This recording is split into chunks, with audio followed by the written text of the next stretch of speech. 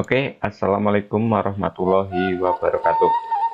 Untuk teman-teman mahasiswa Universitas Terbuka, pada klinik kita atau kami dari Pokjar Gemilang Kabupaten Magelang ingin mencoba menganalisis atau memahami bagaimana the atau what the itu akan kita laksanakan mulai tanggal 5 sampai dengan tanggal 16 Desember 2020.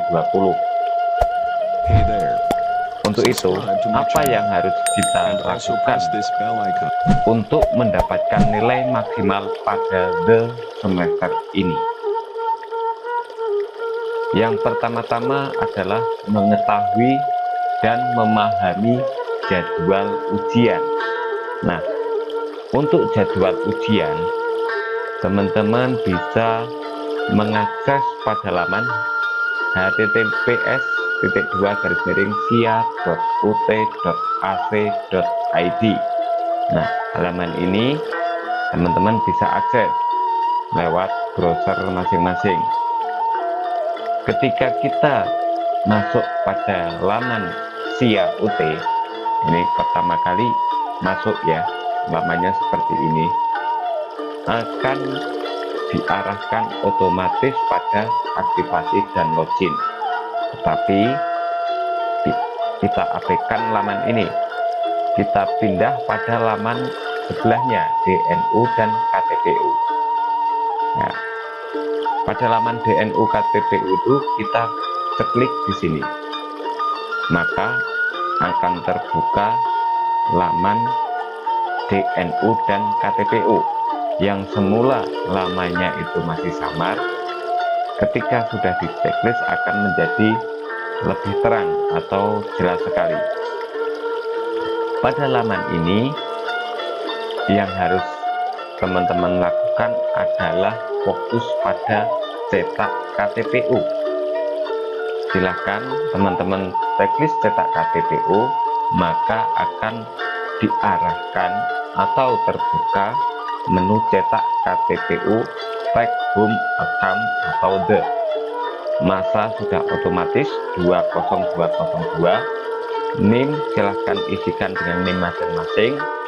Tanggal lahir isikan formatnya tanggal, bulan, tahun, dan masukkan kapsa yang muncul di sini. Setelah dimasukkan, maka akan terbuka kartu tanda peserta ujian. Ya, akan terbuka, ada NIM, nama, tanggal lahir, UPBJ, semester, program studi akan muncul di sini. Hey there. Ya, Subscribe to my channel tadi saya sudah and also mencoba press this bell icon. membuka NIM, nama, tanggal lahir, sebelah kanan UPBJ, program studi, masa registrasi. Masa registrasi itu masa registrasi dari mata kuliah ini, berarti 20202. Pada kartu tanda peserta ujian ini sudah muncul mata kuliah yang teman-teman registrasikan, akan muncul pada sini, dan jadwal pengerjaan ada jadwalnya. Kalau di sini masih ada tanggal 9, tetapi yang terbaru sudah tidak ada ya. Yang terbaru tanggal 9 sudah diganti tanggalnya. Terus waktu ujian, kita abaikan waktu ujiannya, kita fokuskan pada jadwal pengerjaan. Karena setiap mata kuliah jadwal pengerjaannya bisa berbeda-beda. Satu hari satu mata kuliah, kecuali bagi yang mata kuliahnya bentrok itu bisa 2. Hey there. Subscribe to my channel and also Fokuskan press pada this bell jadwal icon. pengerjaan. Setelah itu kita cocokkan jadwal ujian itu dengan kalender kapan kita akan ujian. Kita beri lingkaran, ini 5, 6, 7, 8, 9, 9 ini libur ya, 9 libur karena ini tutorial atau file dibuat beberapa waktu yang lalu, belum ada perubahan, tapi sekarang ada perubahan. Silahkan dicek 10 ya, 11, 12, 13, 14, 15. Jumat kelihatannya tidak ada ya. Yang untuk tanggal 9, jika tidak salah informasinya itu berubah di tanggal 17. Teman-teman bisa cek sendiri pada KTPU yang sudah teman-teman download. Nah, itulah tanggal teman-teman untuk melaksanakan ujian. Persiapannya apa saja? Yang pertama, tentukan apakah jawaban akan diketik atau ditulis tangan. Ya, ini teman-teman harus menentukan terlebih dahulu, kita mau mengetik atau ditulis tangan jawaban itu. Yang kedua, persiapkan alat atau aplikasi pendukung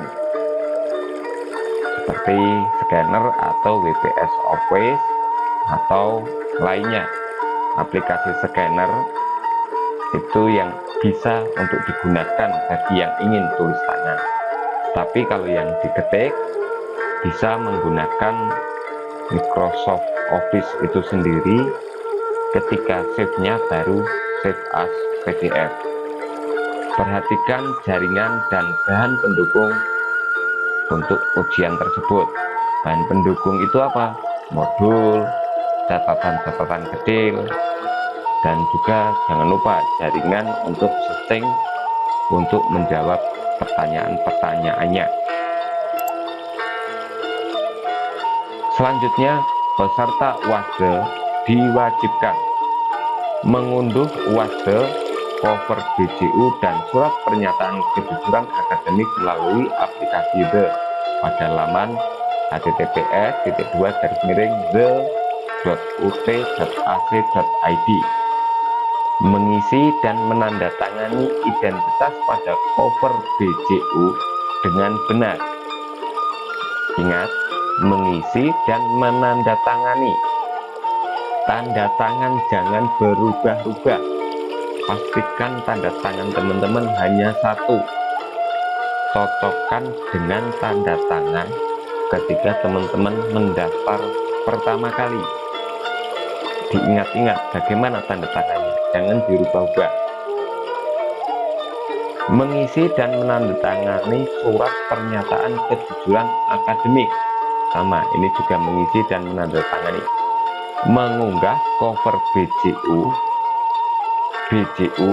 dan surat pernyataan kejujuran akademik minimal 6 jam setelah unduh soal dan maksimal 6 jam setelah unduh soal dalam bentuk satu file PDF maksimal 2 MB. Nah, jadi antara cover dan surat pernyataan ini dibuat satu file PDF, tidak terpisah, tetapi hanya satu file. Nah, kalau itu terpisah dibuat satu. Jadi kalau hard copy kan ada 2 lembar, kita gunakan aplikasi scanner untuk men-scan lembar pertama, kemudian dilanjut ditambah menyeken lembar kedua. Cara scan pakai HP silahkan bisa dipelajari karena setiap aplikasi pada dasarnya sama, cuman teman-teman harus pahami dulu bagaimana scan-nya, bagaimana 2 lembar, 3 lembar. Nah, teman-teman bisa mempelajari aplikasi masing-masing. Hey there. Subscribe to my channel. And Untuk also yang press this bell icon. diketik bisa lembar pertama dan bawahnya lembar kedua itu sudah bisa jadi satu. Menerima dan atau memberikan bantuan dalam bentuk apapun dalam mengerjakan soal UASDE. Jelas kita tidak boleh memberikan atau memberitahu kepada orang lain, mencotek atau menyalin pekerjaan orang lain dan mengakui sebagai pekerjaan sendiri, mencontek, melakukan kecurangan dan atau bekerja sama dengan siapapun dalam mengerjakan soal WASDE. Sudah jelas, menyebarluaskan soal dan jawaban WASDE melalui media sosial maupun media lainnya. Jadi tidak boleh disebarluaskan, menggunakan jasa orang lain atau joki pada saat WASDE. Poin 10 juga menjelaskan kita tidak boleh melakukan tindakan tidak terpuji lainnya yang bertentangan dengan peraturan akademik universitas terbuka. Nah, ini pada 11 poin ini hal-hal yang tidak diizinkan untuk teman-teman dalam mengerjakan WASDE. Pelanggaran terhadap tata tertib ini akan diberikan sanksi akademik nilai E untuk mata kuliah terkait atau seluruh mata kuliah pada semester berjalan. Ini benar-benar dipahami ya, ada tata tertibnya, sudah teman-teman baca semua. Pelaksanaan yang pertama, baca tata tertib. Jelas tadi tata tertibnya sudah teman-teman baca atau saya sampaikan di awal. Mahasiswa harus mendownload sendiri secara langsung naskah soal dari aplikasi The. Alamatnya ini http://the.ut.ac.id. Ini bisa ditambah S juga bisa, tanpa huruf S juga bisa, sesuai dengan mata kuliah yang ada pada KTPU. Mahasiswa tidak dapat mengupload VCU atau jawaban tanpa mengunduh naskah soal terlebih dahulu. Jadi pada larangan tadi kan tidak boleh menerima dari orang lain. Karena apa? Kalau menerima dari orang lain, mahasiswa tidak bisa mengupload jawaban. Mahasiswa dapat mengerjakan soal The dengan tulis tangan, diketik, tetapi pada saat upload harus format PDF dengan ukuran 2 MB. Nah, di sini sudah jelas, arep ditulis tangan boleh, mau diketik juga boleh. Mahasiswa mengupload jawaban dalam BJU WASDE disertai surat pernyataan kejujuran akademik. Jadi setiap lembar jawab itu disertai surat pernyataan kejujuran akademik. Perhatian, jangka waktu pelaksanaan UAS setiap mata kuliah dari mulai mendownload soal hingga upload jawaban ujian maksimal 6 jam pada hari yang sama. Nah, di sini maksimal 6 jam itu dengan ketentuan waktunya cukup pada hari yang sama. Jika kita mendownload pukul 8 malam atau pukul 20, kita tidak bisa maksimal 6 jam. Karena hari itu pada pukul 8 pergantian hari berikutnya pukul 00. 8 sampai pukul 00 hanya punya waktu 4 jam. Jadi usahakan mendownload soal kurang dari pukul 6 sore, pukul 18, agar waktu yang teman-teman pakai bisa maksimal 6 jam. Karena kita tidak tahu saat kita upload mengalami kendala atau tidak. Diusahakan cari waktu senggang teman-teman, atau mau dini hari, siang hari, atau sore, monggo. Yang penting memperhatikan waktu. Mahasiswa dapat mengupload jawaban ujian yang telah selesai dikerjakan paling cepat 3 jam setelah mata kuliah di-download. Seperti tadi, dari download soal teman-teman bisa mengupload jawaban paling cepat 3 jam. Ngarape cepet browsing kabeh bener-bener lalah gampang, 1 jam selesai atau setengah jam selesai. Mau diupload belum bisa, nunggu atau 3 jam dari download tadi baru bisa diupload jawabannya. Ini simulasinya. Kita download soalnya pukul 00. Nah, waktu pengerjaan itu bisa mulai 00 soal di download sampai dengan pukul 5. Ini bisa dikerjakan 1, 2, 3, 4, 5, 6 jam. Ini 6 jam. Tetapi ingat, 6 jam mengerjakan ini kita harus upload. Makanya ada tanda warna kuning. Jadi kita download, kita punya waktu mengerjakan yang di biru ini, hijau ini. Download biru, mengerjakan hijau, waktu uploadnya kuning. Ketika kita mengerjakan sampai mentok sini, uploadnya juga di sini pada jam tersebut. Kira-kira bisa tidak? Maka sebaiknya ini dikurangi 1 ya. Demikian juga ketika kita downloadnya pukul 21, kita hanya punya waktu 4 jam. 1, 2, 3, 4. Dan 4 jam itu harus diupload. Nah, jadi simulasi tabel ini bisa memberi gambaran teman-teman untuk manajemen waktu yang teman-teman punyai. Jangan sampai sudah dikerjakan tidak bisa diupload. Nah, ini ada lagi pada simulasi 3. Ketika kita download pukul 7 pagi, kita download soal nih pukul 7, kita punya waktu mengerjakan ini 7, 8, 9, 10, 11, 12. Tapi ingat, kita juga harus mengupload jawaban. Jawaban itu bisa diupload mulai pukul 10, 11, 12. Nah, ini harus diperhatikan. Jadi kita mengerjakan ini baru bisa mengupload ini. Bisa mengerjakan mulai download pukul 7, mengerjakan pukul 8, 19, 2, 3 jam selesai.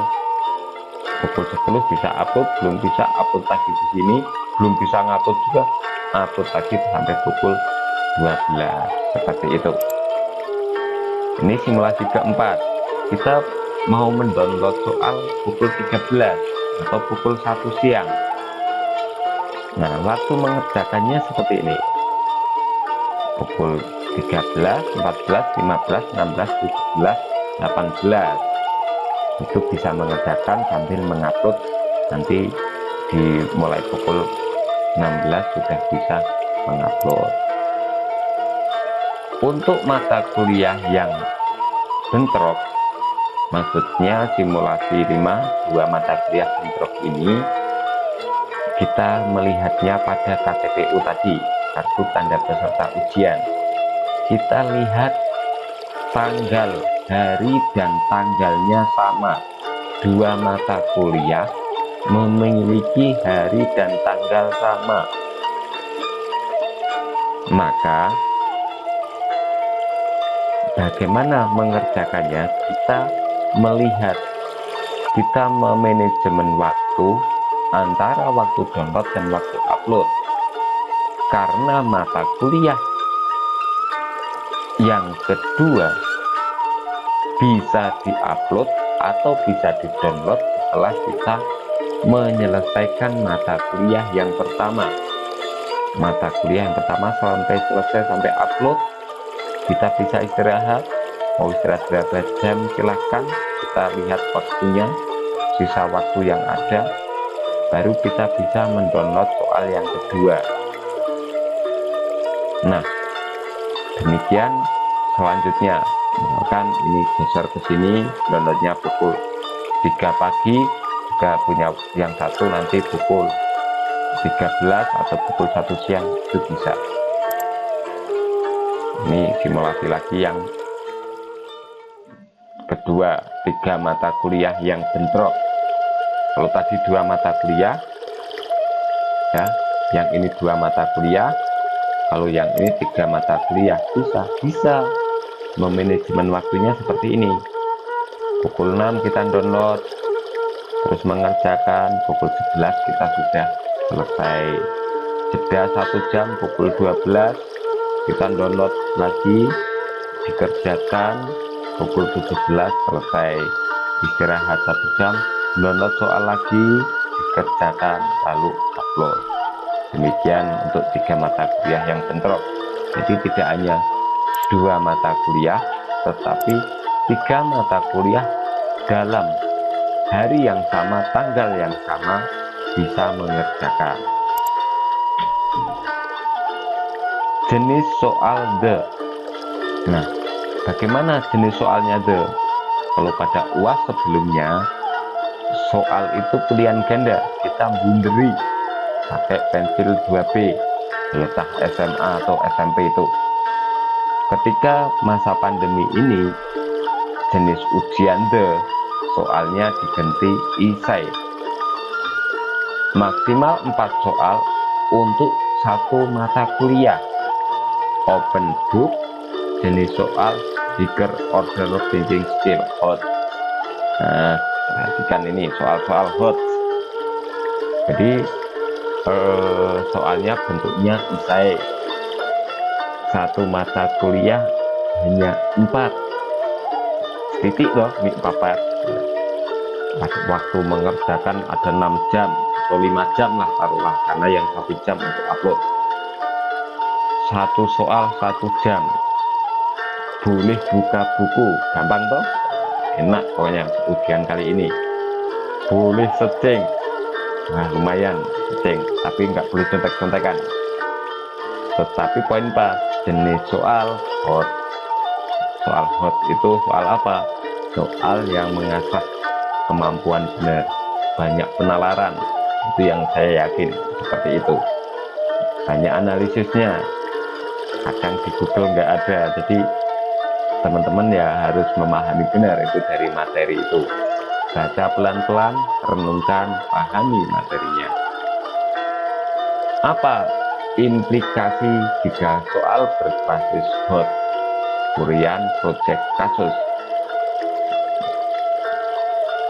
Apa implikasinya? Yang pertama, temukan segera esensi soal yang harus dijawab. Esensi soalnya apa yang dijawab? Mahasiswa tidak bisa menjawab soal secara textbook, jawaban full dari buku, jiplak dari buku atau internet. Gunakan teknik pengutipan yang baik atau parafrase. Jadi di sini teman-teman itu misalkan buka buku itu juga diedit. Maksudnya diedit itu parafrase, dibuat kalimatnya agar baik, dibuat kutipan menjadi lebih runtun, atau boleh dibilang gunakan kata-kata sendiri dengan mengambil sumber dari buku atau internet tadi. Hasilnya seperti itu, menggunakan kata-kata sendiri, ojo plek jiplek seperti itu. Jika harus ada teori yang diungkapkan, tuliskan daftar rujukan atau daftar pustaka, baik BMP atau buku pendukung atau artikel jurnal. Nah, jika kita itu soalnya nanti itu menurut teori-teori, kita cantumkan, kita tuliskan, kita ambil dari mana. Misalkan daftar pustakanya dari mana. Jika kita buku modul, kita tulis saja dalam buku modul itu. Misalkan saja dari BMP, buku materi pokok ya. BMP itu buku materi pokok, PDGK 4306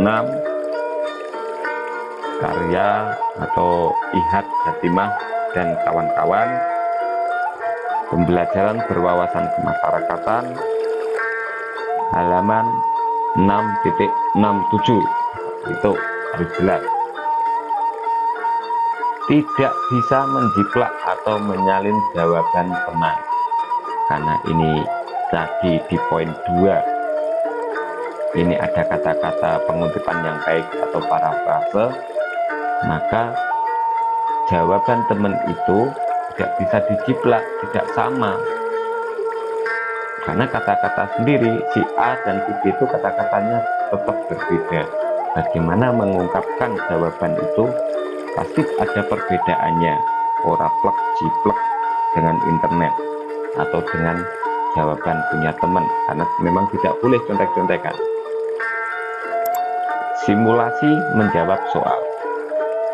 Di sini ada sebuah soal, bagaimana kita mengambil kunci dari sebuah soal itu. Karena ini panjang banget ya, soalnya panjang banget, bacanya pelan-pelan sambil dicermati. Pak Supian adalah seorang guru SD kelas 2. Beliau mengajarkan membaca permulaan dengan tujuan agar siswa memiliki kemampuan memahami dan menyuarakan tulisan dengan intonasi yang wajar, sebagai dasar untuk dapat membaca lanjut. Buatlah skenario pembelajaran atau sintaks atau langkah pembelajaran untuk meningkatkan kemampuan membaca permulaan untuk Pak Supian. Nah, di sini ini ceritanya Pak Supian mau mengajar SD kelas 2, dia diberi langkah skenario pembelajarannya bagaimana. Di sini soal ini kita coba cari kata kuncinya apa. Nah, yang pertama ini membaca permulaan, jelas ya, menyuarakan tulisan dengan benar. Nah, ayo kita coba jangan pikirkan apa kata kuncinya. Nah, kata kunci dari soal tadi adalah membaca permulaan,